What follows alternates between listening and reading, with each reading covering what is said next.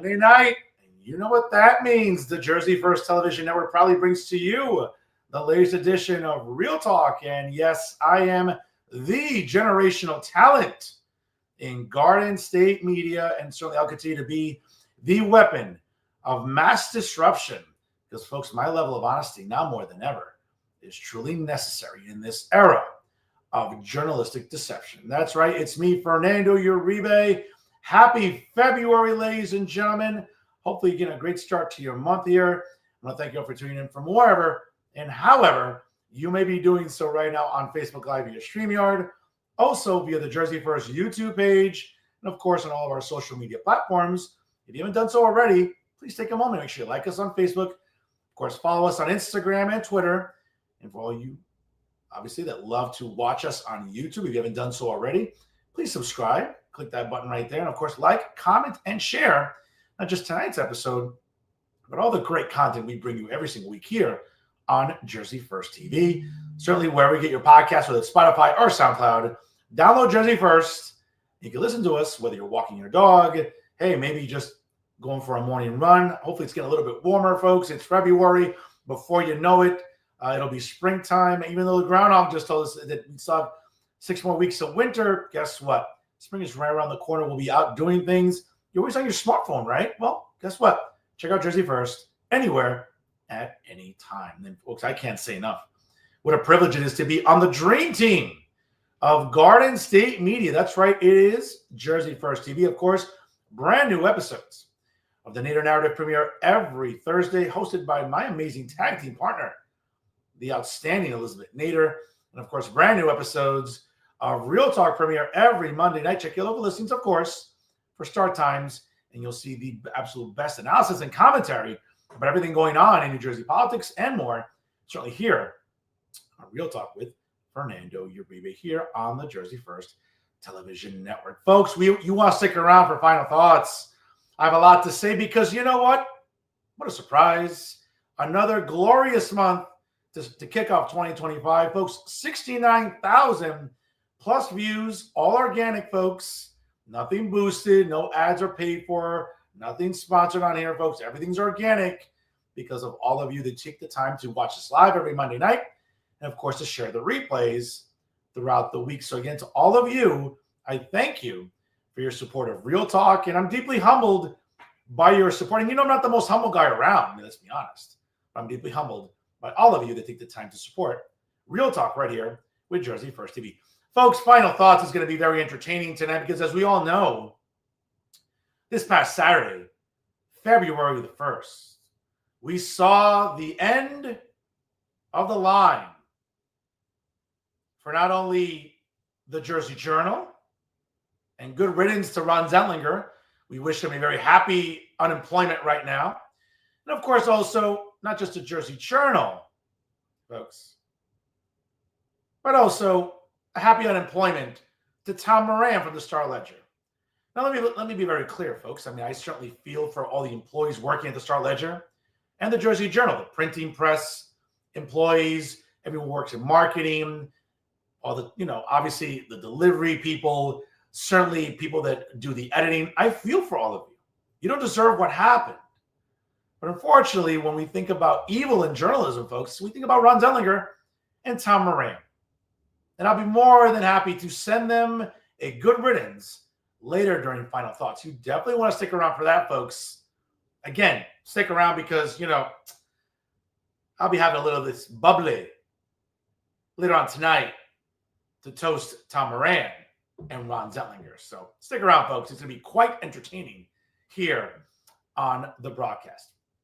Folks, again, if you're just joining us right now, again, like, comment, and share. Takes 2 seconds to show your support for Real Talk via Jersey First TV.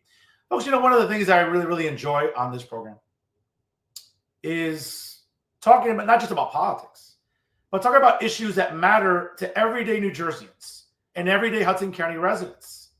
And I can tell you that, well, not just being a broadcast journalist, an award-winning broadcast journalist, I care very much about education, not just higher ed because I've worked in higher education, but education at all levels. And when we're talking about higher education, why not talk to one of the leaders in higher education regionally here, folks? And he's a big fan of the show. and certainly a guy who I have enormous amount of respect for. And I know it's mutual, and I know he's a big fan of Real Talk, folks. He is a distinguished interim president at New Jersey City University. Again, you can check him out at www.njcu.edu. Folks, you want to elevate your life, enroll at NJCU today. And their interim president, Andrés Acebo, joins us live right now here on Real Talk. Andrés, how are you? I'm doing well, Fernando. Thank you for having me.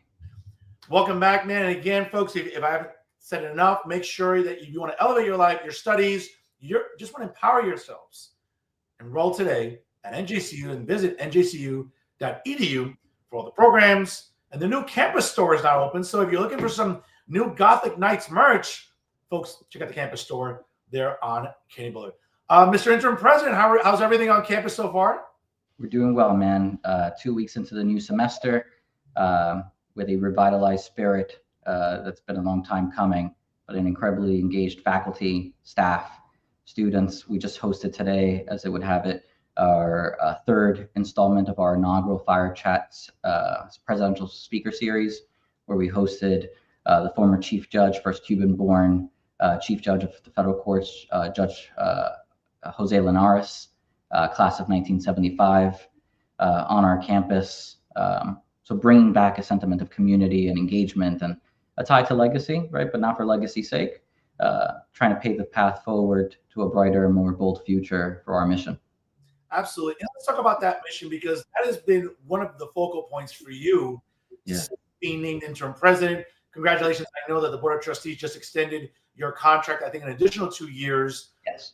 Tell us a little bit about that process. And quite frankly, I think a lot of people locally are under the misconception that, well, Board of Trustees is it's an easy body to navigate. And if you're doing your job, they're just going to renew your contract. So there really isn't anything to that. I think there's more to it than this. It certainly felt like it. So it's an involved, iterative process. I think there has to be a meeting of the minds between, not just the chief executive and the stakeholders on campus, but obviously with the board. University obviously is one that is in transition. When I accepted this responsibility, when asked to serve, it certainly was in the most acute moments of this institution's fiscal exigency and crisis. So articulating a vision forward, seeking to deliver on that mission, one that has seen significant improvement in a considerably short period of time, notwithstanding the fact that there are still significant challenges that remain, some unique to this institution, but most very general in their application when you consider the higher education landscape and the challenges that are facing it, from public distrust to affordability, to just the business model, right, that is being disrupted by both technology and workforce demands. Those are things that invite a lot of significant conversations with your board in discussing what your vision is and whether there's alignment. And I'm very proud, right, when all is said and done, that there was a unanimous public support for what we've done over the last 2 years, and entrusting me with something incredibly precious, which is leading the charge to secure this mission well into its second century. And that's impressive all in itself right there. Folks, if you're just joining us live right now, it is 6:10 on the dot here on the East Coast. And my guest tonight here is the distinguished interim president of New Jersey City University, Andrés Acebo. Folks, take 5 seconds. Like, comment, and share tonight's episode of Real Talk here on the Jersey First Television Network. Now, on this, you mentioned it before, obviously, higher ed, whether we like it or not, I mean, it has become a business. Yeah. I think to a certain extent, many parents, when they're looking to enroll their children in nearby universities, maybe, hey, listen, not everyone's up for dorming. And you're looking for affordable, alternatives in this sort of landscape. Listen, as you know, I'm a diehard Rutgers alumnus, as diehard as there is. But I understand that being the state university, with that comes enormous price tag. And Sure. Obviously, when I went to Rutgers undergrad in New Brunswick and then to grad school in Newark, very different times, very different tuition, very different fees, and very different books. That's not the case any longer. Obviously, we know Rutgers is as expensive as even some private universities, state or even in the region. But NJCU has been very different. NJCU has been able to retain its affordability but not at the expense of quality. And not every university can say that or brag about it. How has NJCU been able to stay competitive in this marketplace? So I think in large part is by, particularly over the last 2 years, Fernando, is not trying to be everything to everyone, but being everything to someone, right? Knowing who we serve. Overwhelmingly, working class people, many of whom are working adults, um, individuals that life disproportionately happens to, right? So educational pursuits aren't linear.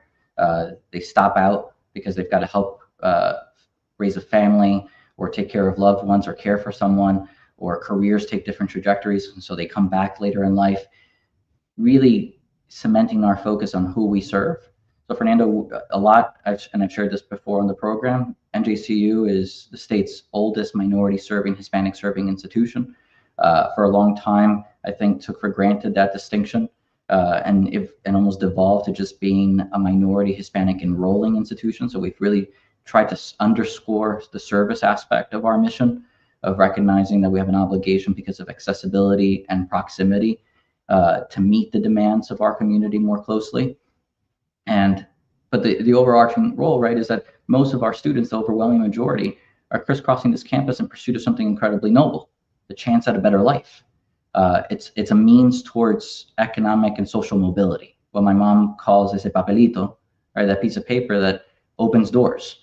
And so you have working class roots on this campus in pursuit of becoming trailblazers, of becoming the first in their families, not to attend college, but to be able to pursue college. And that doesn't even include the vibrancy of our immigrant communities, right, on this campus, of folks that pursued some education, were professionals in their own right in their native countries, and come here because of economic or political reasons and begin their lives all over again. I have physicians on this campus that are pursuing teaching degrees in pursuit of their American dream. And so a sense of obligation to that mission, a sense of deep and unrelenting and unwavering responsibility to that mission, I think makes us stand out. I think we've also recognized in the higher education space that partnerships are key. Community engagement is key. The days of trying to go it alone, right, are over. There's a lot of criticisms towards higher education, and some of it well placed. Again, from public distrust to the questioning the value proposition, institutions have to evolve. Otherwise, they cease to have a purpose other than to just exist because they've always existed. So reacting and trying to drive change beyond just responding to crisis and exigency, I think has been the hallmark of these last 2 years. We've launched more partnerships than in recent memory on this campus. Fitch and Moody's upgraded our outlook for the first time in a decade over the last year and a half. Enrollment spring over spring is up for the first time in multiple enrollment cycles. Year to date, Fernando, this spring, we're seeing over a 75% increase in new undergraduate enrollment this spring. New graduate enrollment is up over 16%. And while our total headcount numbers are still well below where we were pre-pandemic, the institution is reorganizing and restructuring itself so it is more malleable to change, so that we can drive the change that this community deserves, so that we're culturally responsive to it, but ensure that this mission long endures, and identifying and securing the right partnerships, Fernando, that breathe life into that mission. Absolutely. Well said there, Mr. President. By the way, and listen, I just got to tell you, Andrés, I mean, I have a little bit of a soft spot for NJCU, and the reason I say that is, among my degrees I have from Rutgers, I mean, there's I was married many, many years ago, but not to sort of get anybody in trouble, but I can tell you that helping my ex-wife with her graduate work, and when she graduated and the degree said Uribe, I'm like, yeah, that's kind of my graduate degree too. I think I did a lot of the work there. I think I did a lot of the editing. So when someone says to me, "Oh, where are your degrees from?" I'm like, "Well, I got 5 from Rutgers, and I technically NJCU." Like, how? I'm like, "Well, it's a long story." But yeah, there's a Uribe there with a graduate degree on there. I'm like, yeah, I can still brag about a master's in education, as they say. So well, I will tell you, Fernando, that's not lost on me either, right? Like when asked why I would endeavor and pursue this opportunity, right, and answer this call when the board asked me in the fall of 23, It is because it is deeply personal, and because I've taken it so deeply personal, that invites criticisms, right? That invites critique, and some of it well-reasoned that come with the office. But what I will never apologize is that I do take this responsibility deeply personal. You know, loved ones have attended this institution. My wife is an alum of this university. My mother-in-law graduated from this institution, bringing my wife, her then young daughter, to class with her in the evenings as a single mom.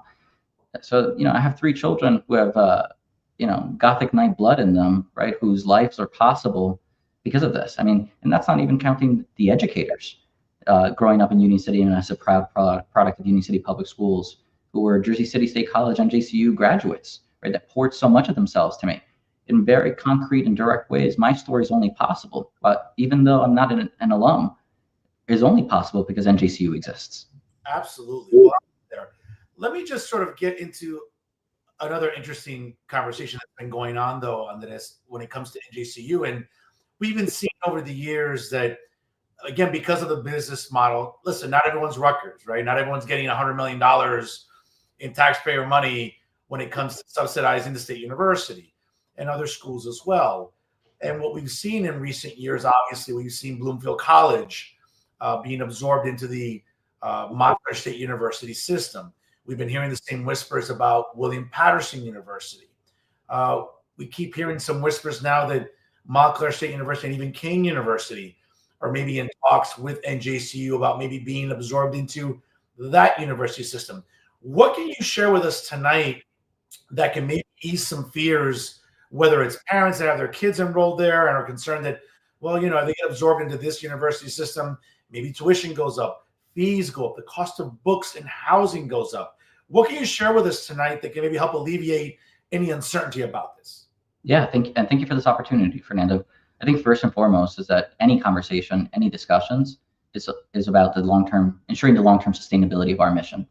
And that mission over the last 2 years has actually been refreshed, right? We spelled out, we literally went through the exercise as a campus, engaging stakeholders, alums, faculty, staff, and students, and rewrote our mission statement. We unequivocally speak to who we serve. And so that's our North Star as far as our pursuits and identifying partnerships, whether it's the Hudson Connect program that we launched with my administration, with Hudson Community College to create seamless pathways to transfer programs that we replicated with Essex County College last summer and Mercer Community College later in the fall, to the dual enrollment programming that we're spearheading and growing by leaps and bounds. Everything's about increasing accessibility and resources. So the goal here in securing and being very thoughtful and methodical about the partnerships that we are going to pursue and develop over the coming months and years, it's all about ensuring that this mission doesn't just survive, but that it thrives, right? Not just so that it sustains and weathers the most immediate crises, right, and the financial constraints and distress that we've had to overcome and take on, but those that are yet to even be contemplated, right? We have an obligation to this community to ensure that we're funneling resources that frustratingly have escaped it and been denied to it for decades, right? So pouring investment into this campus to our current students and prospective students, the promise is that NJCU isn't closing its doors. May it evolve? For sure. It needs to. It needs to evolve, but the North Star will always be to drive student success, improve the resources that this campus can offer, and by virtue of that, enhance the value of the degree that our students pursue on this campus. When you talk about value of the degree, obviously that comes the cost of getting that degree. What can you share with our audience tonight about any tuition hikes coming? I mean, again, like anything else, you have to pay faculty, you have to pay facilities. Sure. It's a business model. Again, no one's being greedy here, but we have to find a way to accommodate all of these expenses. What can you share with our audience tonight? Again, any parents, any students that I'm sure are tuned in tonight? Yeah, so I would say New Jersey City University offers the lowest net tuition cost of any public four-year university in the state of New Jersey. That's a commitment. Yes, to your point, it is a business. There are costs that are inflationary, that have inflationary considerations, labor costs associated with it. But we've thought about this methodically on how do we mitigate those exposures. So I'll give you a case in point.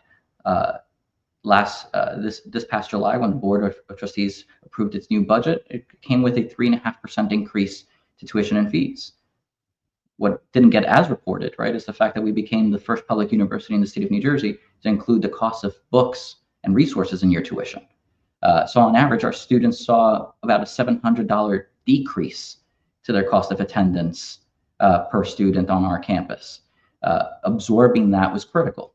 And so there's ways to address the costs associated with running an institution under constrained circumstances and still remain affordability conscious, but ensuring that the resources aren't being denied in the process. And accessibility is key. When we talk about accessibility, obviously we've talked about in the past whether or not a campus can grow and expand. We've seen buildings, for example, downtown by Exchange Place, the business school. We've seen housing over the years and even additional parking. What can you share with us tonight as to what's realistic in the next few years, though, Andrés, when it comes to what NJCU will make available? Will other schools be opening in the sense of other departments? Will we see an increase in housing or an increase in parking? Listen, that part of Jersey City, it's tough to park in, whether it's Kennedy Boulevard, West Side Avenue, you name it. These are all challenges, not just for students, but for faculty. What's realistic right now based on the financial constraints that I'm sure the university is still feeling right now? Yeah, I think in large part what the community and the public should expect, that we're going to be very, very thoughtful about strategic relationships with other foreign-year institutions to maximize our existing footprint, to bring more programmatic opportunities, both academic and career development wise, to Jersey City, to Hudson County residents in particular. And so that is centered in a lot of our ongoing conversations and discussions with our stakeholders, potential partners. All that is to say, Fernando, that I think your viewers and our students and their families and our prospective students at that should be really emboldened by the future that NJCU is developing with significant stakeholder investment and consideration. I'm particularly proud. One of the hallmarks I think of, and something that doesn't always get noted, is the things that we've done, notwithstanding the constraints and the challenges of overcoming fiscal exigency. It was just a few short years ago that A. Harry Moore School, our laboratory school that celebrated centennial, literally Franklin D. Roosevelt, came to that campus, where it's something that began as a school for children with polio, who serves some of the more vulnerable young people and families in our community. We expanded that program in the fall into our LIFT program for those young adults who are aging out and transitioning into life, to uproot them, to lift them up onto our physical campus. It was just 4 or 5 years ago that there was talks about closing the A. Harry Moore School, right? So there are things that we can do that are value-centered, that still show resource and accessibility. So I anticipate more partnerships, more community relationships that help ensure that our mission touches more people in our community. Speaking about reporting, as you saw during the beginning of my program, obviously, I'm not sure if you'll stick around to watch Final Thoughts, but this past weekend, Andrés, we saw the closing of the Star Ledger, and we saw the closing of the Jersey Journal, an institution that's been around for over 187 years, closed its doors forever this past Saturday. I made a point to pick up the last edition in print and have it there as a, I guess, souvenir. Not sure if it's worth anything, but I know you'll take the high road here, man. We both know I've been the only journalist really defending you, not just locally but statewide. And the Jersey Journal has been grossly unfair to you. It's been grossly unfair to NJCU, its faculty, its administrators, and its portrayal of the school itself. And listen, let's be fair. As I said during my monologue, I feel bad for people in the printing press and feel bad for everyone in the marketing department, the editors. But who I don't feel sorry for have been propagandists, like Ron Zellinger and Josh Rosario, who have been immensely unfair to you. And listen, I don't want to be mean-spirited, but if there's two people that deserve unemployment today, in my opinion, it's Ron Zellinger and Josh Rosario, who have been so cruel to you, your administration, your school for the longest of times. And, I'm glad to see them go. Good riddance to them. We do need a local press, but, we can also understand that local press has done a disservice to coverage. It's done an incredible disservice to you, your credibility, and your integrity. And your thoughts, obviously, this past weekend, if it crossed your mind about the closing of the Jersey Journal, sir. I will say, Fernando, and this probably won't be the only issue that you and I have disagreed on, right? I don't rejoice in the loss of anyone's jobs. Sure. I will say something that surprisingly has never been covered is that in my youth, I was actually a youth columnist for the Jersey Journal. I was the editor of my high school newspaper. I can distinctly recall kind of the pride of receiving an acceptance that I was going to be a youth columnist, where I ran a series of columns, the first of which was actually about becoming the first in my family to get accepted to college. And what that meant as a first-generation student, son of exiles, working-class immigrants from Hudson County, to pursue that. My dad actually still has that column framed in his house. Amazing. So I'll say this: a free and independent press is not just a hallmark of our democracy, Fernando. I fundamentally believe it's its safeguard. It holds power to account, gives voice to the unheard, and it illuminates the truths that shape our collective futures. But freedom without responsibility, I fundamentally believe, is fragility in disguise. And the privilege of an independent press demands the highest commitment to integrity, accuracy, and purpose. And for that, journalism, in all its forms, has to rise above the temptation of spectacle over substance, outrage over insight, and division over discourse. In a world where information moves at the speed of instinct, where narratives can be crafted before facts are confirmed, the press must not only report, but reflect on the weight of its influence and the duty it bears. I've recognized that this job comes with criticism. My job is to focus more on that of the thousands of individuals whose care I'm responsible for than my own. But that journalistic responsibility extends to not just exposing, but to educating, not just to criticize, but to contextualize. And I believe, because I see it, there's vibrant examples of it, that the best journalism doesn't inflame, it informs. It doesn't merely challenge authority, it strengthens democracy. It does that by not just chasing the fleeting, it commits to the enduring. And to me, you can't cover NJCU without centering the extraordinary lives that crisscross it, the people that depend on this institution's indispensable mission. And yes, unapologetically, the work of the last 2 years of individuals that don't get the privilege that I have with you today to hold court, but the nameless individuals, to many of these people that have covered this campus, who pour so much of themselves, who took pay cuts and furloughs to champion a mission. The people who, when the house was on fire, ran into it and stayed there. Folks who I shared the second-degree burns with, while people were standing with buckets of water staring at us. And so this has been a lesson, right, in leadership, one that I think my family has had to tolerate more so than I ever anticipated. That stumbles, we're all human, right? We have our fair share of false starts and setbacks. Sure. But to not recognize the story, the enduring spirit of the work, right, and the value proposition that a son of this community on a non-traditional path, being asked to serve it and answered that call without safeguard or guarantees, that because I've been asked this, Fernando, that could I have envisioned this turnaround, right? We're not out of the woods. There's a lot more work to be done. But when asked, could I have envisioned that we'd be where we are?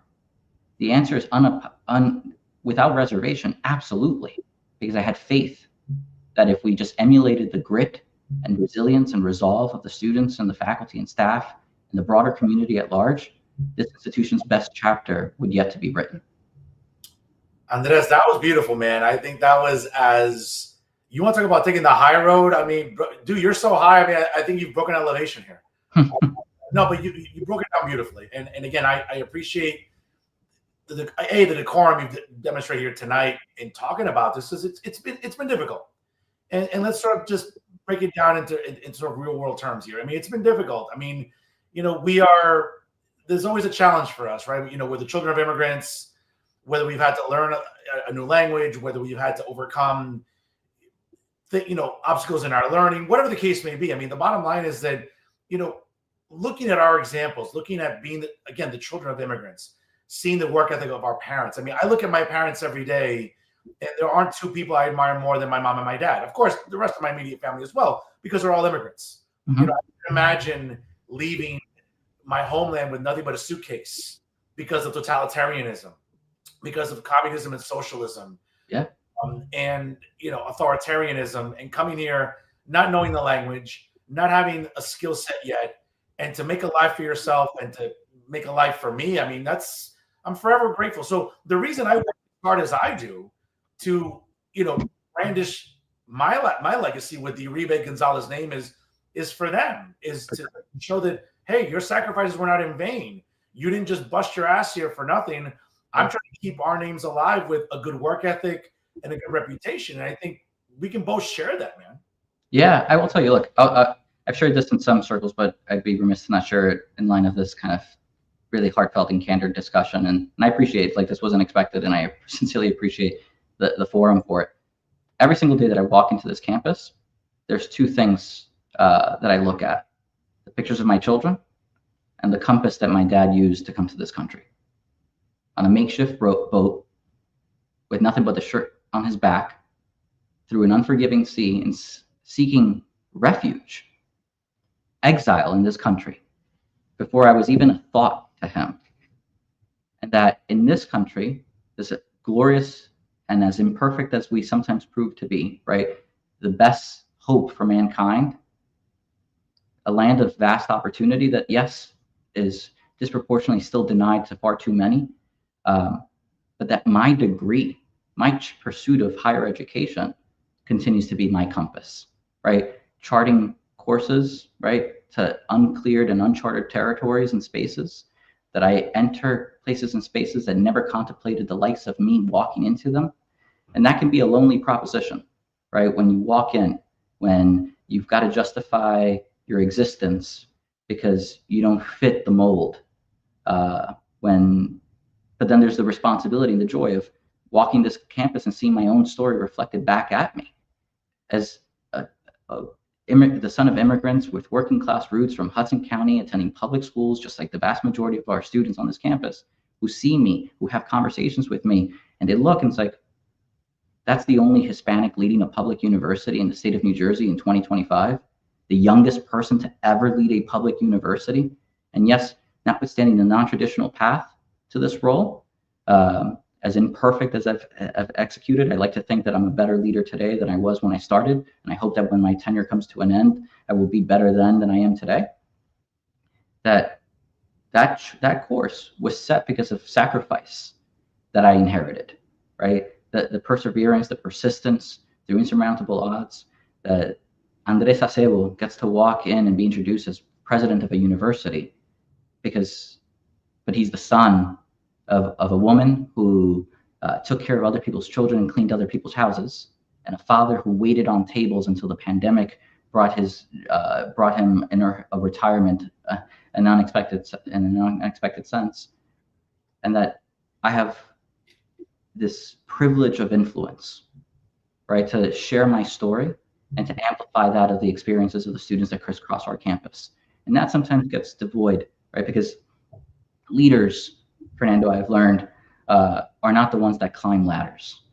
They're the ones that build bridges, right? And leaders aren't just seen, they're felt. They're felt in every single decision that they make, in every statement that they offer, every time they interact on this campus. When our housekeeping staff sees me on campus and calls me mijo, right, and tells me that they're proud of me. When I put front and center my cultural roots and my ties to this community, I don't do so for self-aggrandizement. I do it out of a deep sense of responsibility that I'm a stand-in, a grateful stand-in for a lot of people that didn't have the same privileges and opportunities that I've been afforded. Absolutely. Well said there. Folks, if you just joined us live right now, it's 6:34 here on the East Coast. My guest tonight is the distinguished interim-president of New Jersey University. Check it out, folks, for more information, enrollment, admissions, and much more. Again, check it out at njcu.edu, whether it's academics, whether it's the new campus store, folks. If you're looking for brand new Gothic Knights merch, check it out on campus whenever you can, and the campus store online as well. Andrés Acebo joins us live here on Real Talk. Andres, one of the things that I would argue has come under some discussion, right? It's about 12 days in, and it's a new presidential administration in Washington.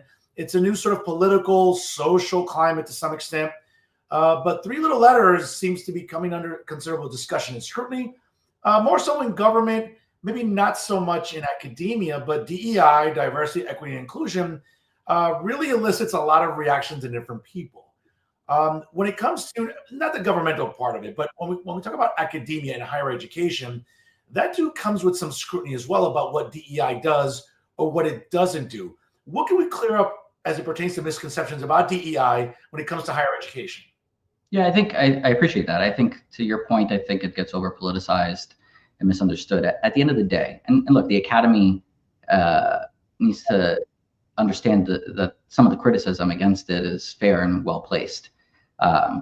You can't be for diversity and inclusion and be limited in the prospects of the ideas and the experiences that you're willing to entertain and consider, right? I think the hallmark of higher education is to creating the forum and the space to challenge conventional thinking, conventional wisdom, and some legacy ideas.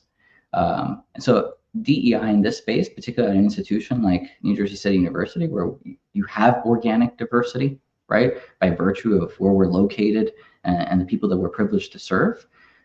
The truth is that you can have an incredibly diverse population and community and not be very inclusive in your engagement. And so we've made a very concerted effort to not just create space, but also create and steward place for ideas. And that has to be the hallmark of your educational pursuits, right? Identity aside, right? It's a recognition that sometimes we, for the purpose of gaining and getting some traction and progress, progress that is never linear or ever inevitable, right? That there's progress because people work for it and strive for it and wage fights for it. We sometimes abandon too quickly the idea of individual pursuit and individual identity.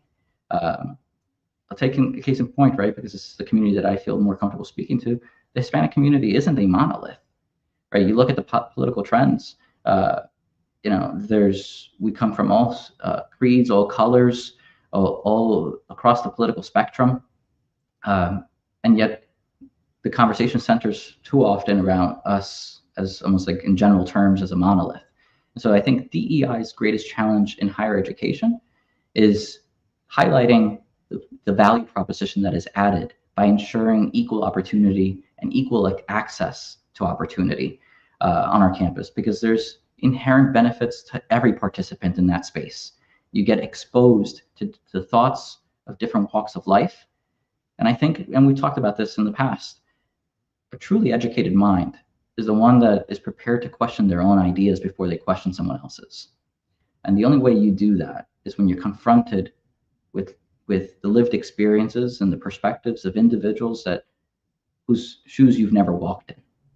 And I think that that's what's unique about higher education, right? Notwithstanding the advent of artificial intelligence, right, and how that's going to disrupt this space, it's like we're still human beings, we're social beings. And how we leverage technological advantages, right? The sharing of information, right? And the power of knowledge is all about how we connect with other human beings and solve problems. And it's a proven fact. More diverse perspectives, more diverse experiences yield more diverse solutions and more expedited resolutions to chronic problems. And so higher education needs to evolve in focusing not just exclusively on who's in the seat, but empowering those once they're seated. Well said there, Mr. President. Well said. Andres, for parents watching this evening, students that maybe are at Hudson County Community College looking to transfer out after they've completed all their sort of prerequisites and looking at, local schools, NJCU, St. Peter's University, nearby Rutgers, obviously we've come to know for a very long time that NJCU has been predominantly known as a great haven for those that are seeking not just degrees in undergrad for education, but also in graduate education as well, whether it be elementary education, whether it be certifications that teachers need right now, obviously, as they're pursuing, let's say, a career in teaching. And I'll put it aside for a different day in terms of whether or not it's worth it to be a teacher these days anymore based on pay scales and maybe bringing down requirements and standards, whatever. That's a conversation for a different day. But aside from this curriculum, what is really the other curriculum that you're seeing when it comes to enrollment, when you're seeing to not just necessarily admissions, but when you're seeing departments, what are the other departments that are really experiencing an increase or a thriving in the sense of, hey, this is subject matter, these are majors that students are gravitating toward? Again, case in point, when I went to Rutgers for undergrad, obviously Rutgers is sort of multifaceted, great school of engineering, school of pharmacy, the Rutgers College, which is now the College of Arts and Sciences. Social sciences was a very big part of Rutgers. Obviously, not just that, also medicine and things of that nature. What would you say, aside from education, that NJCU has really become sort of known for and is excelling in?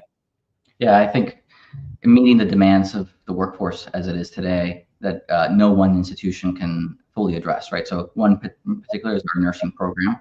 Very particularly proud of that. We have one of the rare accelerated RN to BSN programs, a pathway to earning your Bachelor in Science in Nursing within 18 months in a high demand field. But in the education space too, there's cross-disciplinary. And I got to be careful here because I'll get accused of favoring certain departments over others. If we had more time, I could talk about a lot more programs, but one in particular that is incredibly dynamic and meeting the moment as it is, and being in many instances on the vanguard of higher education and evolving its workforce focus, is our educational technology program. We have a master's degree in that program and a educational doctoral program in educational technology. And it's not your traditional space of just because it's housed in the College of Education. We have folks that work in transportation, in computing, in business analytics that are pursuing that degree, because it's about leveraging technology to educate consumers, to promote organizational efficiencies. And it's one of our more dynamic programs, and one that is showing a big demand, even with out-of-state matriculants. We're seeing an increase from students from Texas and Virginia and Florida matriculating in that program. And so that's one that I see being further invested in. And then there's also your traditional pathways, right? Knowing who you are, as I said earlier, right? Of not trying to be everything to everyone, but being everything to someone, and knowing who our someone is critical. This is an on-ramp institution, a gateway to the middle class, of taking working class kids and ensuring that they make more than their families did, right? That they open opportunities, because you're not just changing the trajectory of one life, you're changing the trajectory of an entire family, an entire community, a neighborhood at a time, maybe an entire city thereafter. And I'll say this, our push in our evaluation of our curricular considerations, just in the spring of 2023, a few months into my presidency, we pushed perhaps one of the most aggressive reforms to our general education curriculum, and succeeded by getting the University Senate to affirmatively support it by more than 90% of the vote. So good luck getting more than 90% of a plurality in anything. And we did of transforming our general education curriculum. So we became the most transfer-friendly public university in the state, where we accept essentially every single general education credit from a community college, making it more seamless, clearer, more affordable pathway to pursuing a degree into careers in nursing, teaching, criminal justice, business. Making those pursuits were critical. And so we've been very and earnest, and I think in our resolve to pursue that. Andrés, maybe one of the things my audience isn't familiar with when it comes to, obviously, tuition and fees helps to pay certainly a portion of what is, I guess, as they say, the bowl of expenses at NJCU. But if you can share with us a little bit, because how difficult is it whether it's yourself or the board of trustees, or maybe if you could just sort of go over the process. Rutgers, again, Rutgers has the benefit of receiving over $100 million in taxpayer subsidies when it comes to helping fund the state university, as does Montclair State University. To some extent, I think William Patterson, the other, state university. Obviously, I mean, state colleges and universities are sort of dwindling down statewide. But for NJCU, though, what are some of the biggest challenges that you see, again, as the president of the university, when it comes to having to go to Trenton, having to go to legislators and talk to them and say, hey, listen, we know we don't have the enrollment of a Rutgers or a Montclair or whatever, but our admissions is really increasing. Our visibility is growing in the region. Listen, we need a little bit more funding.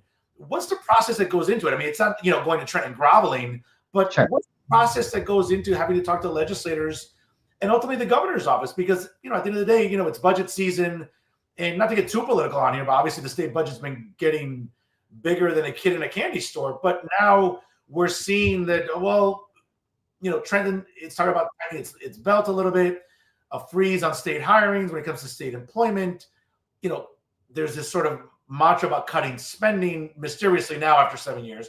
But now when it comes to budget season, what are the challenges you think you might have to face when talking to legislators in Trenton about any funding NJCU can receive?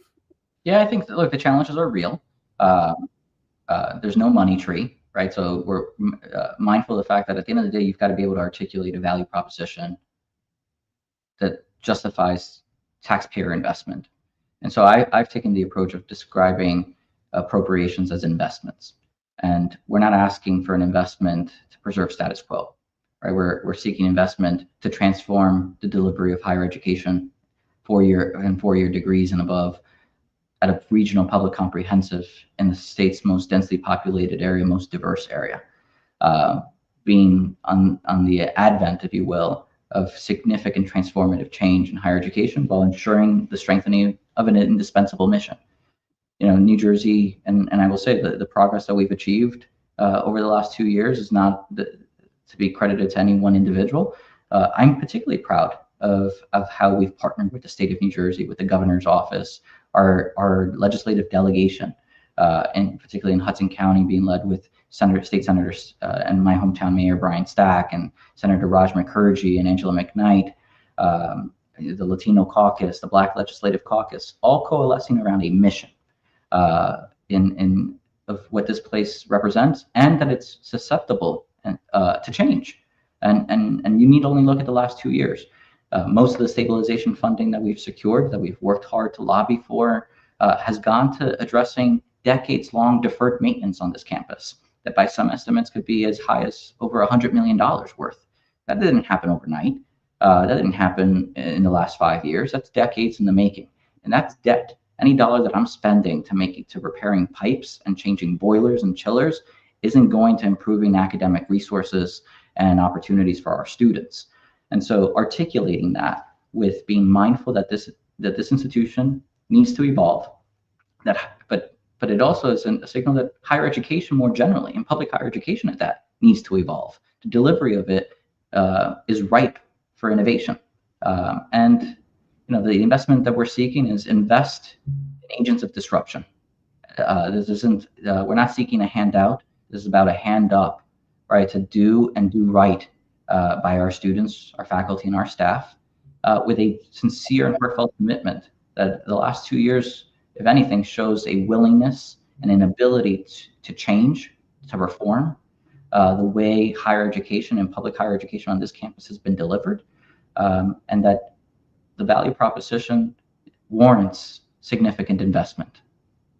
Speaking about investments, obviously, you just signed a new extension. Obviously, the Board of Trustees is investing in you, Andrés, and I would argue the best investment that they can make based on your leadership and the results you've produced.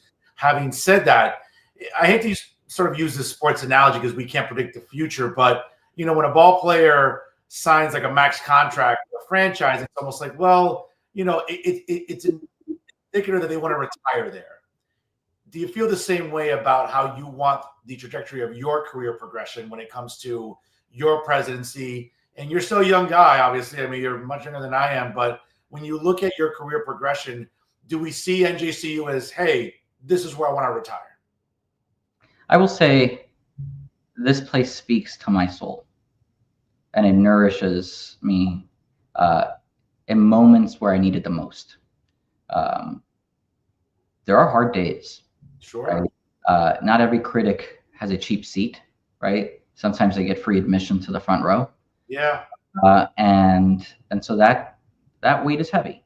But it only takes an interaction with a student on this campus to lift me up. Walking my young family across this campus and seeing, that their abuelo, that their dad is only a generation removed, that they're only one generation removed from their abuelo coming on a makeshift boat to this country. And that I've been given this privilege, because that's what it is, Fernando, a privilege to serve in the community that shaped me. I can't think of a higher professional calling. And I would be hard-pressed to even think or challenge the idea of having another opportunity in my life, though they certainly will come, that will be as aligned with my personal life and personal passions as this professional opportunity has formed. So, Fernando, a lot more work to do. A lot has been accomplished, but as the whole old song says, you haven't seen nothing yet. That's a great idea to have. Folks, here it's 50 on the East Coast. We're about to go up shortly here with the interim president of New Jersey City University, the great Andrés Acebo, our guest tonight here on Real Talk. Folks, it takes 5 seconds. Like, comment, and share tonight's episode here from the Jersey First Television Network. Andrés, it's been a while since you've been on the show, so we've talked to Andrés Acebo, the educator, the interim president of NJCU, really a voice for our community here, but we haven't maybe gotten a refresher on Andrés Acebo, the guy. So a little bit of a lightning round here with Andrés Acebo this evening, and quick little lightning round here to sort of get to know the interim president once again here. So, favorite baseball team? Oh, the New York Yankees. Okay. Disappointed we didn't get King Soto. Oh yeah, although I saw that coming. Yeah, as did I. I think it's a lot of, and when we talk about 16 years of investment in one person, that's a lot. Yeah. Yankees tried, right? They offered 15. The Mets offered 16. That's it. It's business. I do like our offseason. We picked up a closer, picked up a starter, picked up other players on the bench. Obviously, a better bullpen. We'll see. I mean, that being defending American League champions, and I'm sure they're not done making moves for sure. Yeah, listen, I would never count out the Yankees, right? I jokingly say that I don't call it the World Series. I call it the Bronx Series. Yeah. And listen, let's be honest. I mean, Juan Soto, does he pitch? I mean, does he pitch? Does he come out of the bullpen? I mean, is he pitching 5 in the third? I don't know. Favorite NFL team? The Miami Dolphins. I'm a Dolphins fan. I remember you mentioned that's right. Yeah. I just took my 2 older boys to the Jets Dolphins game, and to their surprise, there were more Dolphins fans in the stands than Jets. You know what's interesting? Dolphin fans travel well across the country. Yeah. And here, my dad's a big Jet fan, and it doesn't matter how bad either team is. It's a rivalry game. Oh yeah. You get up for it, no matter how bad it is, no matter how frigid it gets. I mean, it's a rivalry game that you get up for. What do you think? Is Tua still the answer down in South Florida, or should we move on? He's pretty stubborn, man. As a fan, I'd like to see him put his health first. Okay. I'm worried about a tragedy there. And by the way, I mean, the transformation of the coach. I mean, he went from like a bougie coach to looking like a guy on the cast of Narcos. Yeah. Unbelievable. I mean, you think this guy's trafficking, crystal meth or something? It's Vice City, right? NBA team. I'm a Knicks fan. I get reminded of Madison Square Garden hasn't had a championship in decades, but I'm that John Stark era. Listen, the Knicks are as good as it gets in the East. I mean, not to rub salt in the wounds, but my Lakers had a nice win on Saturday at Madison Square. Yeah. Getting Luka is. I'm a little giddy today. I'm not gonna lie to you. I'm a little giddy. he stays healthy. That's one thing. Hockey. Hockey, a Devils fan. Big Devil fan. Listen, I think they're having a good year. If they can just stay healthy, we'll see. MLS team. MLS right now, like didn't follow Major League Soccer as closely, but we all got part of the Messi craze. Yeah. Taking my kids to see a few matches now, and so Inter Miami right now is the team that's fun to watch. And by the way, I mean, it's going to be so much fun these next 2 summers. We have the FIFA World Club Cup. Correct. MetLife, obviously in the group play, and finals of the FIFA World Club Cup and the FIFA World Cup in 2026 are here in Mexico. I might have to donate an organ or two just to. So whatever connections you and I have, we're gonna have to like collaborate a little bit to see. We're gonna have to, get there because I might have to park here and you can see just walk. I mean, you might get there faster. I might, yeah, especially with traffic. MCU or DC? I think we talked about this last time. I think so. DC generally, but like I grew up a big Superman fan. Excited to see what James Gunn does with that character. But as far as overall favorite superhero, it's probably Spider-Man. Oh, interesting. Okay. Well, let me break this down a little bit because I'm a big, comic book nerd as well. I think DC, after what happened with the disaster of the Snyderverse, rebounded very well with the Batman. With the Batman 2. Unfortunately, production got delayed until 2028, I think. So we're gonna have to wait. But let's be very fair. The Penguin series was amazing on HBO Max. Colin Farrell. I mean, think about 6 every day in a chair for the makeup there, right? Yeah. And listen, he won a Golden Globe. I mean, who was surprised at that? Done. I think certainly the Superman trailer coming out this summer, I think is crucial. Again, it's sort of I would say DC needs to build on this momentum. Obviously, I was very much someone who loved Robert Pattinson as Bruce Wayne.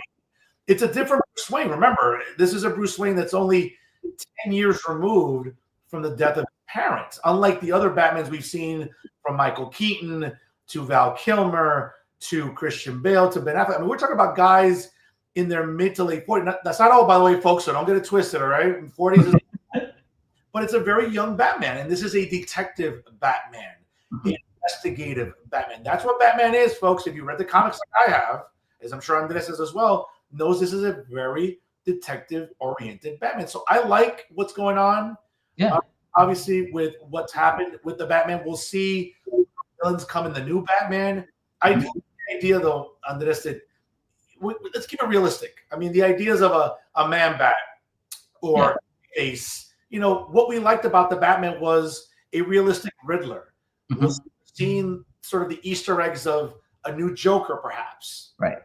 On the flip side of the MCU, I mean, listen, the MCU after the Avengers, not been a great few years. A couple of have been hit and miss. I think next weekend, the new Captain America. I think that's a big barometer for Marvel coming up. No Steve Rogers. It's Sam Wilson. We get to see the Red Hulk, right? We read about it in the comics, but now we see it now. It's sort of, materialized in front of our eyes. We have the Thunderbolts during the summer, the Fantastic Four later on next year, and of course, Avengers Doomsday with a new Dr. Von Doom. Yeah.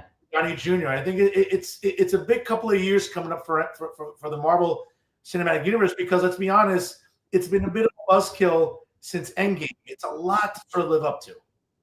No, listen, I'm a fan of fantasy and escapism.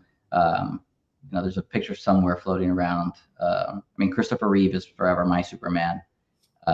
That's kind of imprinted on me. Like, there's a picture of me as a 4-year-old with a homemade cape that my mom made me, right? And so there's a special nod to that. I think, yes, the grounded in realism, but in this world right now, right, like the diving into the fantasy and escapism that is hopeful is, and just, without kind of revisiting kind of this superficial world, the same problems that we face in reality, I could do without. Well, speaking about escapism, I know that we talked off the air. I know you're a bit of a WWE fan, not as much as myself. Yeah. But, obviously coming up, In just a couple of months, we will have the 41st, God, I'm old, the first edition of WrestleMania, the Super Bowl of sports entertainment, pro wrestling. So I don't want to put you on the spot, but you're Mount Rushmore of pro wrestling. So like I go a little bit. I'm like a late '90s, early 2000s. When it was still the WWF. Yeah. So Stone Cold Steve Austin's up there. Shawn Michaels, The Rock, I would put him up there too. And just because of his being a heel, and I enjoy that character arc, Triple H. I knew you were going to say that because he's been such a very fascinating character. Not a believable face, but incredible heel. In order, my Mount Rushmore: Ric Flair, Stone Cold Steve Austin, The Undertaker, because of his longevity, really of that gimmick in the character, and I would say Hulk Hogan. I mean, we would. Let's be honest, we wouldn't have WrestleMania without WrestleMania. So, favorite food and restaurant in Hudson County, brother? Shout out to my friend Adam San Miguel and Cortaditos. All right. That's a spot that I encourage everyone to go. And then Las Palmas also. Very nice. Okay. Well, Andrés, listen, I want to thank you for your time, man. You're always a gentleman to come on this show. And I take a lot of pride as a journalist because it's not just about talking about politics, but about everyday issues that affect New Jerseyans and Hudson County residents, kitchen table issues. And perhaps one of the biggest kitchen table issues that there are is our kids' education, elementary school, middle school, high school, and higher ed. I'm the only journalist talking about it. So when I get a chance to talk to educators and academics and administrators, I don't miss that opportunity whatsoever. It's always a treat to have you on this show. I appreciate supporting Real Talk and Jersey First TV. I'll give you the last word tonight. Thank you. These are unprecedented times, right? And I fundamentally believe, right, that unprecedented times call for unprecedented people.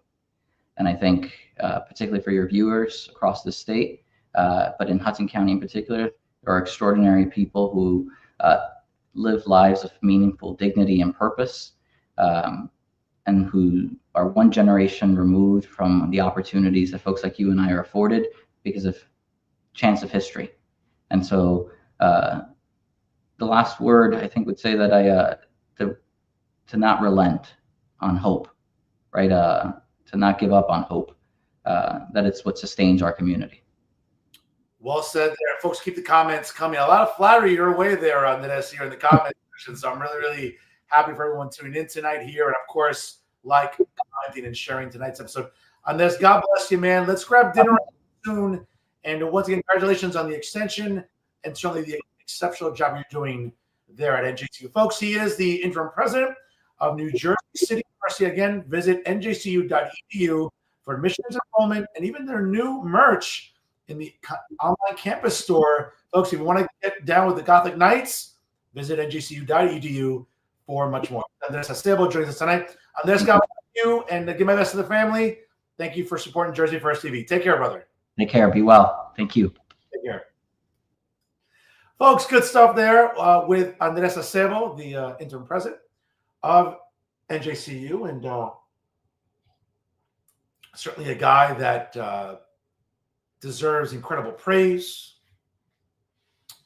and respect for the outstanding job he's been doing and really elevating New Jersey University. And I'm not just proud to only call him a guest on this program, a regular guest, by the way, but a friend. Friend who's I've known for many years. Our families know each other. We have a deep amount of respect for one another. And certainly, listen, his job isn't easy. His job, as he mentioned, gets a lot of criticism, a lot of chirping from the cheap seats, as they say. And it's easy to talk from the cheap seats when you don't know what you're talking about. And that, unfortunately, folks, seems to be one of the sort of underlying themes when it comes to talking about Andrés Acebo, in that he's been doing the work. He's put in the time. He's been rolling up his sleeves, cutting his teeth, and doing that hard work. And I really, really love that analogy he conveyed tonight about wanting to run into a burning building and having the scars to prove it, right? The second-degree burns because he's put in that work, because he's gone in there with faculty, with the administrators, having to live the tough choices and making some tough choices. And of course, we have certainly those that have been standing on the sidelines hoping for his demise. Well, spoiler alert, that's not happening, folks. NJCU is in good hands with Andrés Acebo, and they're going to be in good hands for the foreseeable future. So once again, folks, if you're interested in enrolling and check out more information about admissions, academics, and much more, visit njcu.edu, one of the best urban universities in the tri-state area. Once again, njcu.edu. Brand new merch available on the campus store. That's available, and it's also available online, folks. If you're looking to rock some Gothic green, do so by visiting njcu.edu. Folks, it is a little after 7 o'clock here on the East Coast. I really appreciate you tuning in here. And again, happy February to everybody. And as I said before, really, I can't thank you enough for the traffic. And we'll get to that in just a little bit. But folks, 19,000 views for last week's episode. And before I get to what you've all been waiting for, just sort of a special programming note here, because it seems like there's always a lot of chirping and outside, vocal, I guess, disdain or dissent on this program about what it represents, and certainly those that don't take it seriously. And you can do so at your own peril, but the metrics say otherwise. And for local illiterates with two bad feet and the local sob stories. By the way, folks, you can go to facebook.com/Fernando Uribe Media /videos to look at our metrics and numbers, and they're very impressive. Seems like local illiterates that can't read. And by the way, folks, YOU''RE is you are, YOUR is your. But it seems like local illiterates with two bad feet and constant sob stories can't seem to pick up a dictionary, even when the app is free on their phone. Or others, you have malcontent retirees that have too much time on their hands during retirement. And I'm not going to mention any names. I think they all know who they are. Malcontent retirees who think that they're somehow tough guys challenging people online, which is kind of interesting. Listen, you have more money than you know what to do with, whether you own a home here and owning a home in Florida, like concentrate on like taking care of your home and working out in your old age and everything. But if you think challenging people physically online makes you a tough guy, it doesn't. It just shows, number one, you're watching the show. So who's the bigger fool, as they say? And it's just childish. Like these are people twice my age acting like children. So I'm not going to give them any more attention than they deserve or sort of mention my name. But we all know who we're talking about. Right here, folks. People running online hate groups of public officials, wannabe journalists, collaborating with other wannabe journalists with their sob stories. Folks, take your pick. Whether it's retired cops, locals who haven't updated their profile picture in probably, 50 years. Folks, it's 2025. Like, update your stuff. Okay. So I don't want to give too much more time to these idiots, but you all know who you are. And what's interesting is that you're still watching the show, and the show is still getting traffic, like legit traffic. Again, just because you don't know how to look for it doesn't mean it doesn't exist. So whether it's, maybe subscribing to Grammarly and fixing your grammar, please. You're a grown man in your 60s and you write like a 10-year-old. It's embarrassing. Don't you have children? Like, don't they see the way you write? It's kind of embarrassing. But again, what do you expect from local riffraffs and, ratchet people that don't know how to conduct themselves, whether it's online or in person. So, but again, to all of them, you keep watching the show and I'll keep entertaining you. Folks, again, it's that time of the program. It's time for final thoughts.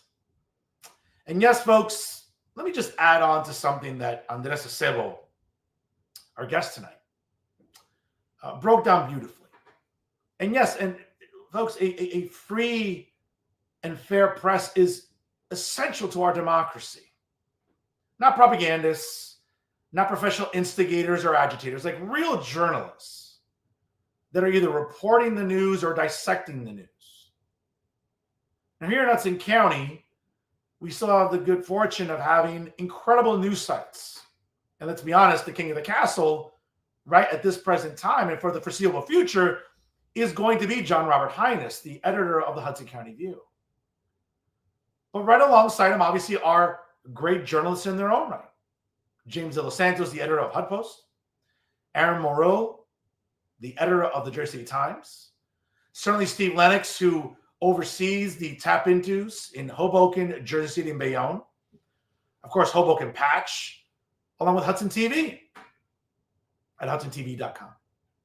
And a shout out to Jeff Henning, who just celebrated a birthday recently, a guy who I have enormous respect for, who, when I was up and coming in the business, a guy who was more than willing to give me some guidance and some constructive criticism. And I'm forever grateful to Jeff Henning, who is just recently, who's been retired, but recently celebrated a birthday. So Jeff, I love you. Thank you for your friendship and the rapport that we've shared all these years. Same thing for Al Sullivan, the Dean of Hudson County Journalism, who writes for the tap-intos in Jersey City, Hoboken, and Bayonne. I'm grateful to them. They've helped shape me into being the journalist that you see today. And of course, as Andrés mentioned, it's important that a free press is there to not just only inform us, but to question the powerful. But to question the powerful and to question those under the public eye in a way that's responsible, that's, credible, that has integrity, that's reputable. And folks, and again, my heart goes out to those employed at the Jersey Journal and the Star Ledger, people that work in the marketing department, people who edit, who do the copy, who deliver, who work with compiling research and data. My heart goes out to them. And I hope that you all bounce back and that you're able to seek gainful employment and continue being productive. Because my issue isn't with you. My issue has been with the people that ultimately cause the demise of your employment. And when we think about journalists who have done us a disservice and journalists who deserve every bit of unemployment that they're getting, well, folks, two people come to mind. And the first one is Ron Zettlinger. Now, of course, as you can see there, I can't confirm it right now, but it's my understanding that, listen, if Ron needs a job, I think, he can go to Burger King and he can certainly apply for a position there, being that he's unemployed. And I understand that they're not going to discriminate on age. I think that, despite Ron being 96 years old, I'm pretty sure that Burger King would hire him. I'm not sure what Ron is qualified for. Can he handle fries or handling the grill, or maybe just sort of relegated to just, pouring soft drinks? I don't know. We'll find out for Ron Zettlinger in the immediate future. But folks, I don't feel sorry for people like Ron Zettlinger and people like Josh Rosario. These are despicable propagandists who've gone out of their way to vilify people when it suits them. Now, for a woman like Andrés' predecessor, who for 10 years ran New Jersey State University into the ground, not a peep from Uncle Ronnie or Jumpin' Joshua. Well, not jumping. I mean, I don't think he can jump any more than two inches off the ground. But, I mean, that's a conversation for another day. But for a guy who gave a pass for 10 years to the previous president, the audacity of this clown right here behind me to do everything possible to vilify, villainize, and in a lot of instances, defecate on the name of Andrés Acebo has been outright irresponsible, and it's been disgusting. And I'm the only journalist locally that's been calling it out. And I know people want to say, well, the Jersey Journal hasn't been doing its job for the longest time. I don't disagree with you. Problem is, what happened to the Jersey Journal is that it became a liberal left-wing propaganda tool for the Democrat Party. And being a champion for woke bullshit. Instead of calling out all the nonsense that the woke left loves to champion, you should have been calling it out, Ron, not enabling it. And that's the problem with people like Ron Zettlinger, with people like Josh Rosario, people with agendas. See, folks, the difference between myself and these people is very simple. This is opinion journalism. I'll talk about the news. I'll interview prominent people in politics, in higher education, in activism, you name it. Folks, we do it all on this program. Now, I'm not here publishing the news. Okay? I'm not here running a news site. That's not my job. That's not what I'm good at. I wouldn't pursue that. But what I'm very good at is producing award-winning and exceptional opinion journalism. And I get it. The New Jersey Press Association bestows awards to people, again, who are doing print news. And listen, for better or for worse, yes, Ron Zettlinger, Josh Rosario, and others at the Jersey Journal have won their fair share of awards. Cool. Congratulations. I'm sure as you're putting on your apron to go to Burger King soon, Ron, you can look at those awards and relish them. Now, let me be very clear, folks. It's a cutthroat business. One day you're high, one day you're low. One day you're at the top of the world, and one day you're at the bottom of the barrel. It happens to all of us. And while others might take the high road, I'm not going to take the high road. Because when it comes to evil, despicable people, why should we? With people like Ron Zettlinger, who's been nothing but a left-wing propagandist, who's been nothing but not a very fair journalist. Let's be very, very honest here. Whether it's his coverage of the outstanding leadership of Andrés Acebo, publishing atrocious endorsements over the years, whether it's Hoboken Mayor Ravi Bala, who was running in the primary last year for the Democrat Party in the 8th Congressional District, or Joe Biden, or Hillary Clinton, or John Corzine, you name it, folks. Barbara Bono for governor, you name it. It's been this level of trash journalism that doomed the Jersey Journal. So when I think of tonight, when I think about having a drink tonight with my dinner, yes, folks, I'm going to make sure I pop this bottle for Ron Zettlinger. Because if anyone deserves unemployment, and again, I say it all the time in this show, folks, you reap what you sow. Sooner or later, that bill comes due, Ron. You can't keep being a dishonest, despicable person without consequences. And your consequences came this Saturday with the closing of the Jersey Journal. Now, kudos to James De Los Santos and all the crew at HuffPost who physically went in front of the Jersey Journal building and took a picture. As they'll continue on, as they celebrate 9 years at HuffPost, as the rest of us will continue thriving. And for those of you out there that thought that, oh, I would just disappear into the sunset while the Jersey Journal will keep thriving, well, that's not the case. This show continues to thrive, produce exceptional traffic. Again, folks, for people that know how to look for it, right? Not illiterates that can do basic searches. But who's laughing now, Ron?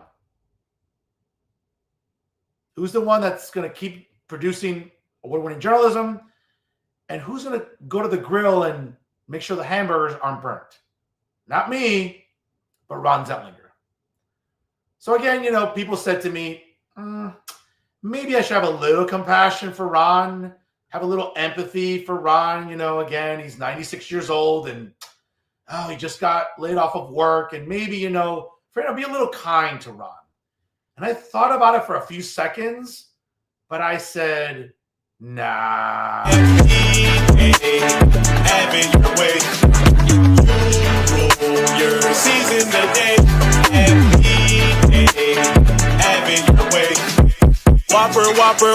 Whopper, Junior double. Yes, folks. we bid goodbye and good riddance to Ron Zentlinger. Enjoy unemployment, enjoy retirement. Again, you're 96, so I'm thinking whatever left you have in life, Ron, you'd want to enjoy it. Go spend time with your grandkids. Go fishing. Go pick up a book. Maybe read up on journalism and ethics. I don't know. But if you need a ride to work, if you need a reference at Burger King, you can always reach out to me. I'm happy to provide all the above for you in your unemployment days. So good riddance to Ron Zentlinger. Que te vaya para la mierda. Nobody's going to miss you. Least of all, Fernando Uribe here on Real Talk, your Jersey First TV. Once again, to Ron Zentlinger, you know what? That was a pretty good song. Let's listen to it again. Having your way. You're seizing the day. Having your way. Oh, folks, I can't. Oh, Ronnie. You take care of yourself. And again, let this be a lesson. Be a decent person with whatever employment you seek. You know, because you sure as hell didn't have it in recent years. So, just a word of the wise here from New Jersey's premier journalist and the generational talent in Garden State media. So again, I'm here to give free advice and free career counseling for you, Ronnie, anytime. Call me anywhere. I'm happy to help you out, brother. Speaking about despicable and someone who also gets to enjoy unemployment as a result of this past Saturday. Yes, folks, we all know it's Tommy Boy, Tom Moran from the Star Ledger. And yes, folks, very much like the Jersey Journal, I feel for those that work in the business. Their families being affected. And I feel for you. But you know who I don't feel for? Tom Moran. And very much like Ron Zentlinger, Tom, again, I'm thinking you have a really good future again because, you're like 91, 92, right? So, again, I don't want to be an ageist. I think you're still entitled to work. You're still entitled to seek employment, In the few years you have left, again, you have every right to, make good use of your time and still earn income. So, I don't want to deny you that. So, but very much like Ron Zentlinger, folks, again, I'm going to have a little moet for saying goodbye to Tommy Boy, Tom Moran. And folks, but just like I don't like Ron Zentlinger, and just like I don't have any respect for Ron Zentlinger, folks, I have even less respect for Tom Moran. Because if anyone has done more harm to destroy the reputation and the legacy of the Star Ledger, it's been Tom Moran, the editor of the editorial board. With his blatant left-wing propaganda. And folks, don't get it twisted. Ron Zentlinger is just as equally guilty of Trump derangement syndrome as anyone locally. But at the state level, we have a lot of competition, right? We have Uncle Dave, David Cruz. We have Matt Friedman. We have Chucky Style from NordJersey.com. By the way, Chuck, nice to see you yesterday down at Rider University for the Democrat primary gubernatorial debate there that was hosted by my good friend, David Wildstein, along with Laura Jones, Micah Rasmussen, and Joy Fox from the New Jersey Globe. So it was nice to see that, wow, I can't believe Charles Stott left his house and actually did some work. Holy shit. Y ese milagro, porque tú no trabajas. Tu otro vago como David Cruz, but, well, you have to work once in a while, right? You have to sort of justify that inflated paycheck that you get from NordJersey.com. Right? But folks, whether it's those TDS sycophants, and folks, there's no shortage of them, right? Whether it's Max Pizarro, Jay Lassiter, Alan Steinberg, Bob Hennelly, right? John Van Vliet at Insider NJ, and all the others. But the one that's been the most guilty, folks, has been Tom Moran. Because Tom Moran would like to think that he questions authority, but when it suits him. When he's endorsed atrocious candidate after atrocious candidate after another atrocious candidate. And take your pick, folks. You can do a Google search and just look at his columns. But what especially bothers me about Tommy Boy has been this sort of immunity that he thought he would live on, where he was free from criticism or free from any, I don't know, I guess, rebuke. Tommy, that bill came due as well for you. And I feel for everybody at the Star Ledger. As I said before, people that work in the printing press, the delivery personnel, those that work in research and statistics, those are people I feel sorry for because they don't deserve unemployment. But you do, Tom. Okay? Whether it's dragging people's name through the mud, taking shots at them in your columns, I included. I don't forget that. Folks, I'm Cuban. I hold grudges. I don't care. That's the truth. I hold grudges.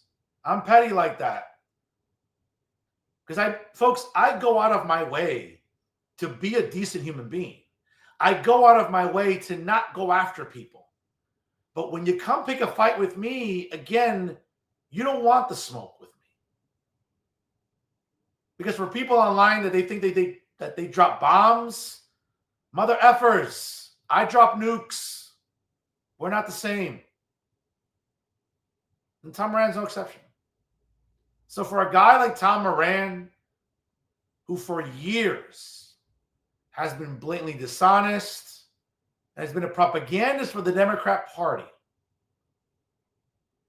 Tom, on behalf of tens of thousands of New Jerseyans, we are so happy to see you go. We are so happy to say que te vaya pa'l carajo. Good riddance to you, and may you never come back to journalism. You've done such an immense disservice. I don't even know if it's reparable. But to Tom Moran, I also thought about taking the high road with Tom Moran. For all the woke bullshit that you have conveyed in your columns, for all the propaganda, for all the coddling of illegals, for all the selective performative outrage that you have excelled at for years. Good riddance, Tom. And if you need a professional recommendation or reference for that job at McDonald's, which I think that's really all you're qualified for at this point, here's a little something as a going away gift from me to Tom Moran. McDonald's, man, McDonald's. I just love McDonald's. It just tastes so good. I love McDonald's. I love McDonald's. I love their fries. Oh my God, let's listen to that again. That was amazing. McDonald's, man, McDonald's. I just love McDonald's. It just tastes so good. I love McDonald's. I love McDonald's. I love their fries. Oh my God, that's amazing. Oh my God, I can't get enough of that. Oh, Jesus. Great stuff here with my production staff here. I love it. Love it. It's unbelievable. But folks, here again, good riddance to Tom Moran and Ron Zentlinger, two guys who, quite frankly, did it to themselves in destroying journalism. And folks, when we come to expect more out of journalists, and with so many of us losing faith in the establishment media, don't worry. I'm here for you. I'm the hero that you need right now. I will lead us. Trust me. I will lead us. I said what I said. Folks, I got to tell you, it's good to see Tom Moran and Ron Zentlinger on the unemployment line. Goodbye and good riddance. And folks, those are my final thoughts. Before we call it a night, ladies and gentlemen, I just want to thank you once again. Another successful month of traffic here on Real Talk. And for all the illiterates out there with 2 bad feet and awful grammar and bad teeth and others who, can't seem to navigate basic stats, again, you can always go to facebook.com/Fernando Uribe Media / videos, or you can check it out on Twitter, of course, and see all the great numbers there. And for everyone that tunes in every single month, folks, again, since starting, again, folks, February 2022, I started my journey with Jersey First TV. And I couldn't be prouder to be on this network. And a special thank you to Rosemary Becky, the president and CEO of Jersey First TV, for seeing something in me that, let's say, others in statewide media didn't. She has been the best boss I've ever had in statewide media. I love you, Rosemary. Thank you for your support. Thank you for your patience and enduring me, and for some of the headaches I give you. Again, I love you for that, and I'm deeply grateful for your support of Real Talk here at my media brand as we celebrate 3 years on Jersey First TV. And folks, since then, the traffic has been strong, it's been organic, and it's been convincing because of all of you out there who take the time to watch the show live and, of course, to share the replay, comment, who subscribe. I couldn't be more grateful to all of you who again, support Jersey First TV and Real Talk with Fernando Uribe. And, I'm deeply humbled by all of your support. As you know, I'm not the most humble guy around, but I really, really am.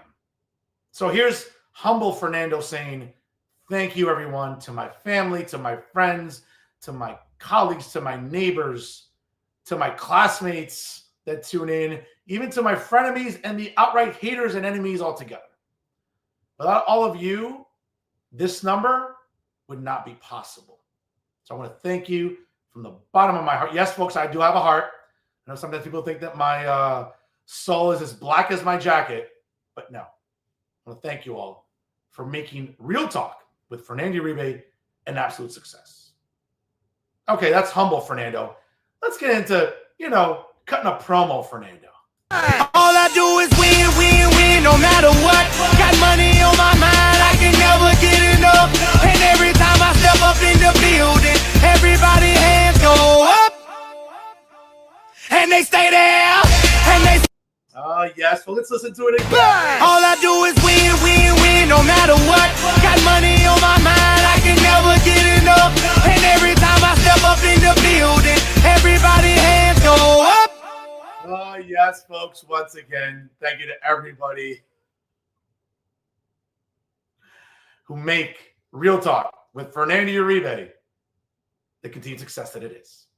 Thank you so much to everybody who tunes in and makes it a point to support reputable independent media like we have here on the Jersey First Television Network. And that's our show for this week. Once again, I want to thank Interim President at NJCU, Andrés Acebo, for his support of the program, obviously. And of course, he's always a great guest as we discuss higher education and much more on this show. And I look forward to having him on later on this summer after the semester is over to see the progress going on at New Jersey City University. Always remember, folks, if you haven't done so already, make sure you like us on Facebook. Of course, follow us on Instagram and Twitter. And certainly, I can't say enough, if you haven't done so already, please subscribe to Jersey First TV on YouTube. And when you get your podcast on Spotify or SoundCloud, download it and take us with you anywhere at any time. I can't say enough how proud I am to be on the dream team of Garden State Media. That's right, folks. It is Jersey First TV. Brand new episodes of the Nader Narrative premiere every Thursday, hosted by my amazing tag team partner, the great Elizabeth Nader. Check your local listings, of course, for broadcast times. And every Monday night, folks, you can check out Real Talk with Fernando Uribe here on the Jersey First Television Network. Again, I can't say enough. Check out our social media platforms. Download Jersey First TV on Spotify or SoundCloud and take us with you anywhere at any time. Whether you are reading a dictionary for the first time, whether you're walking your dog, whether you are going food shopping, I'm sure you're on your smartphone or you're at home on your PC, your Mac, smartphone, or tablet, whatever it is, folks. We appreciate you taking the time to support the Jersey First Television Network. And always remember, ladies and gentlemen, if it's unbiased, unfiltered, and unafraid, it's always Real Talk right here on Jersey First TV. I am the generational talent in Garden State media, and I'll continue to be the weapon of mass disruption because, ladies and gentlemen, my level of honesty, now more than ever, is truly necessary in this era of journalistic deception. That's right, folks. It's me, Fernando Uribe. Enjoy the Super Bowl this Sunday, folks. Let's go Kansas City. I can't stand the Eagles. It's the worst fan base in these United States. Folks, trash fans for a trash city. Let's hope they go 1-4 in the Super Bowl. And as much as I don't like the Chiefs and all the blatant calls they get with biased officiating, I would much rather live with a three-peat with Patrick Mahomes than a Super Bowl for the city of Philadelphia. So enjoy the Super Bowl. Folks, please party responsibly. Uber or Lyft it anywhere. Enjoy it with family and friends. And once again, folks, we appreciate you tuning in here on the Jersey First Television Network. Again, for the best analysis and commentary and everything going on in Garden State politics, it's always here. Real talk via Jersey First TV. Thanks for stopping by, folks. And always remember, stay classy, everyone.